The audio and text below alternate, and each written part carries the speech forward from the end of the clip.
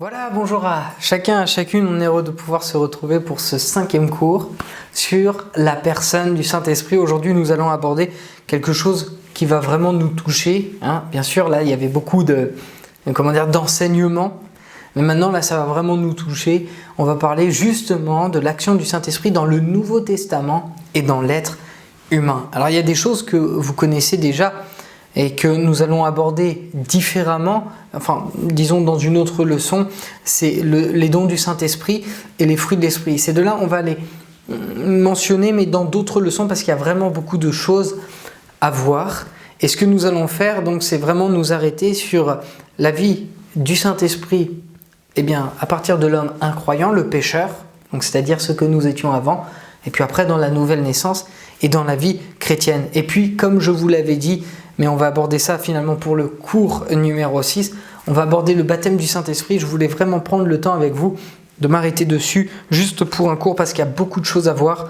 Et surtout, c'est vraiment important pour notre vie de disciple. Donc on va aborder ce premier point, l'Esprit Saint et le pécheur. Et ce que je vous invite à faire tout de suite, c'est une lecture avec moi dans l'Évangile selon Jean, au chapitre 7. On va lire des versets 7 à 10. Il y a beaucoup de choses dans ce chapitre qui sont aussi en lien avec le Saint-Esprit. N'hésitez pas à le lire, notamment jusqu'au verset 15. C'est très intéressant. Et là, on va vraiment s'arrêter sur l'expérience du Saint-Esprit dans la vie de l'incroyant, c'est-à-dire dans notre vie et dans ta vie. Il est écrit ceci, donc c'est Jésus qui parle. « Cependant, je vous dis la vérité, il vous est avantageux que je m'en aille, car si je ne m'en vais pas, le Consolateur ne viendra pas vers vous. Mais si je m'en vais, je vous l'enverrai, et quand il sera venu, il convaincra le monde en ce qui concerne le péché, la justice, le jugement en ce qui concerne le péché, parce qu'il ne croit pas en moi, la justice, parce que je vais au Père et que vous ne me verrez plus, le jugement, parce que le prince de ce monde est jugé.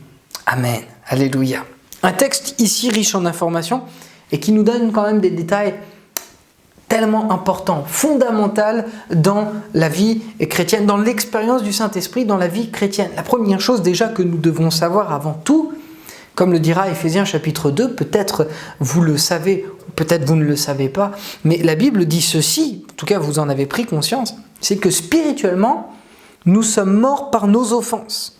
C'est-à-dire que lorsque l'on ne connaît pas Dieu, spirituellement on est mort par nos offenses, c'est-à-dire on est insensible à toute réalité spirituelle, en tout cas qui vient de Dieu. C'est pourquoi nous avons besoin d'une action de Dieu dans notre vie pour que nous puissions être convaincus de ce qu'il y a au fond de nous, à savoir que nous sommes pécheurs. Et ça, il faut bien le retenir. Il vous convaincra en ce qui concerne le péché, la justice et le jugement.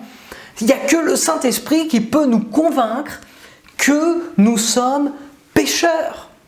Je ne peux pas moi-même humainement me convaincre, je peux le dire, mais il y a une différence entre celui qui dit la chose et celui qui la vit. Et ça, il n'y a que le Saint-Esprit. En fait, il n'y a que Dieu lui-même qui peut me faire prendre conscience que je suis pécheur et qu'il y a une solution. Et ça, c'est le point fondamental de la vie chrétienne, c'est là la base, c'est qu'il n'y a que le Saint-Esprit qui peut me convaincre de pécher. Il y a celui qui est chrétien, qui va venir à l'église, et il y a celui qui va venir et qui va adhérer au message. Il va adhérer, on va appeler ça, excusez-moi le terme, mais des personnes religieuses, parce qu'ils aiment ce qui est dit, mais ils ne le vivent pas. Tandis que celui qui est chrétien et qui est converti, c'est-à-dire qui a fait ce demi-tour, à l'expérience, à la base, son expérience, c'est qu'il a été convaincu par le Saint-Esprit de qui il était, c'est-à-dire un pécheur. Donc le Saint-Esprit nous convainc de pécher. C'est là la base, c'est là le fondement de ma vie de disciple de Christ, c'est d'être convaincu que je suis un pécheur. Moi je me souviens, j'étais à une réunion de jeunesse, j'avais 16 ans, il y avait à peu près 200 jeunes, et c'était pas pendant la prédication, c'était pendant un temps de prière.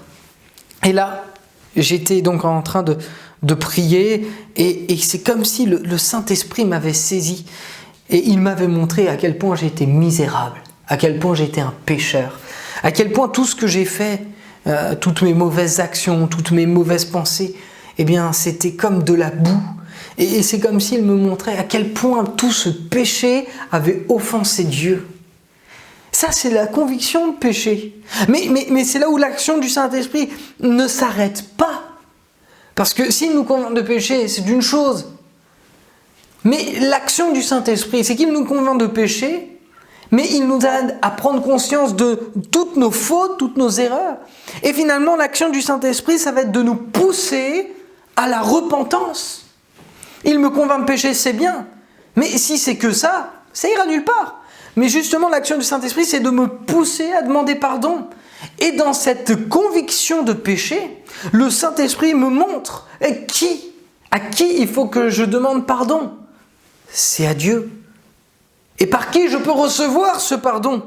Par Jésus-Christ, à la croix et par son sang.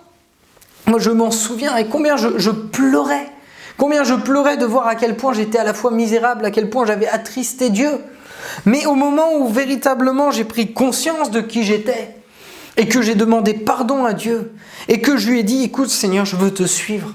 Je sais qui je suis, je sais ce que j'ai fait, mais toi tu m'aimes. Malgré tout ça, à partir de ce moment-là, véritablement j'ai vécu quelque chose de merveilleux, la joie qui a rempli mon être entier. Pourquoi? Parce qu'à ce moment-là, j'ai vécu ce qu'on appelle la nouvelle naissance. Alléluia! La nouvelle naissance. C'est là finalement ce qui va précéder la conviction de péché. Si je demande pardon à Dieu et si je choisis de suivre Jésus-Christ comme Seigneur et Sauveur, eh bien c'est comme si l'Esprit de Dieu va attester à mon esprit que je suis enfant de Dieu, que j'ai reçu le pardon de mes péchés. Moi je m'en souviens, vraiment c'était comme si je recevais la paix, une joie extraordinaire que je ne pourrais pas vous exprimer, il faut le vivre pour le croire. Et c'était ce que j'avais vécu, c'était merveilleux, c'était un moment tellement bon dans la présence du Seigneur. C'est là ce qui doit être à la base de toute chose, la conviction de péché. Et ensuite, la nouvelle naissance. La nouvelle naissance. Pourquoi? Parce que l'Esprit atteste à mon esprit que je suis devenu enfant de Dieu. Alors, il y a plusieurs termes dans la Bible pour parler de la nouvelle naissance. Il y a ce qu'on appelle aussi la régénération. On fait souvent allusion à Jean chapitre 3 versets 5 à 8 quand Jésus va parler à ce fameux Nicodème. Ça va être la première fois qu'on va entendre parler de nouvelle naissance. Et c'est là vraiment un acte qui ne vient que de Dieu. Eh bien, c'est que nous sommes nés physiquement, on va dire sur cette terre, mais nous sommes nés une deuxième fois spirituellement. Et ça, c'est possible que par le Saint-Esprit. En fait, sans l'action de Dieu, on ne pourrait pas vivre toutes ces choses-là. On ne pourrait pas prendre conscience de toutes ces choses-là. Mais justement parce que Dieu nous aime, il nous aide à en prendre conscience et il veut nous amener à devenir ses disciples et à donc être ses enfants, chose que vous êtes certainement si vous suivez ce cours. Et donc il y a la nouvelle naissance. Et ça, c'est vraiment un point très intéressant. 2 Corinthiens 5, 17. Retenez ce passage, c'est vraiment un passage clé. Il est écrit ceci: si quelqu'un est en Christ, il est une nouvelle créature, les choses anciennes sont passées, voici toutes choses sont devenues nouvelles.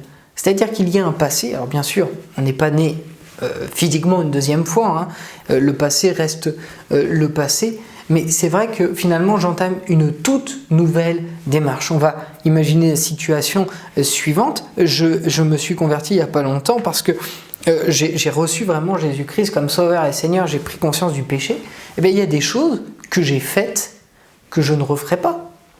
Il y a des choses que je faisais et quand je serai face à ces choses-là, je ne les referai pas. Pourquoi? Parce que le Saint-Esprit témoigne à mon esprit. Et bien aussi, quel est ce péché? Peut-être, allez, on va parler d'un exemple simple, mais peut-être, allez, ça peut être l'alcool, ça peut être la cigarette. C'est comme si j'avais la conviction que ça c'était un péché, qu'il ne fallait pas que je le fasse.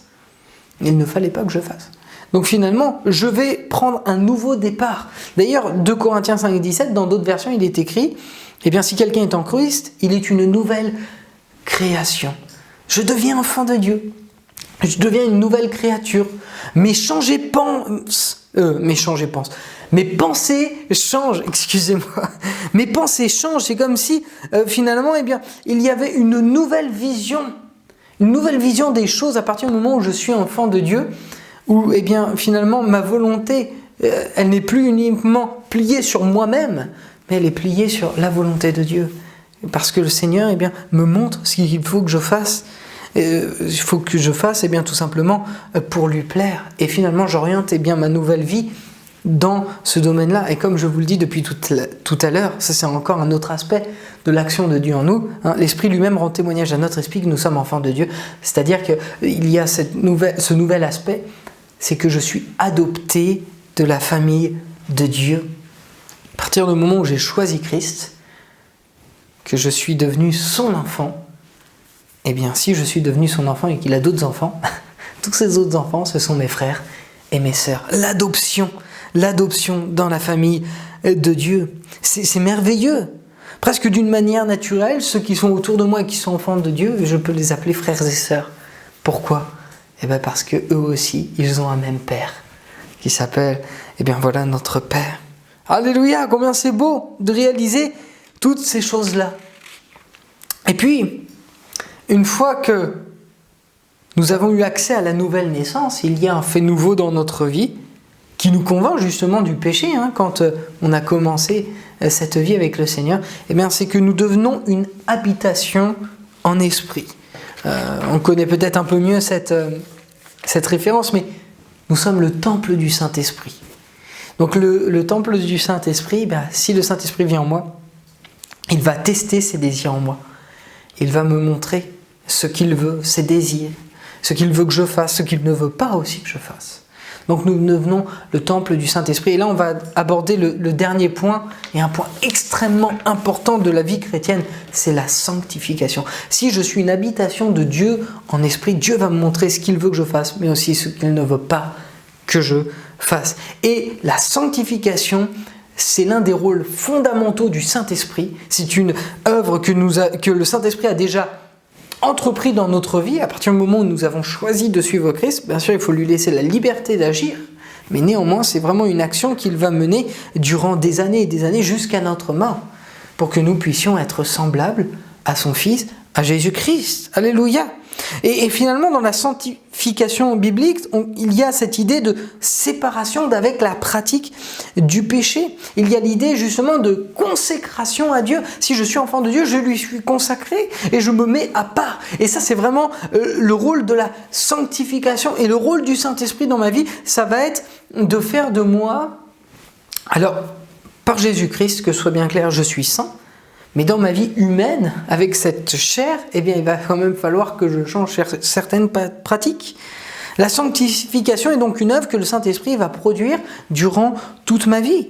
Il y a dans le terme sanctifié l'idée d'une mise à part, séparée d'avec les choses de ce monde, une idée de purification, sanctification, sanctifié, comme nous en parlions dans l'un des premiers cours.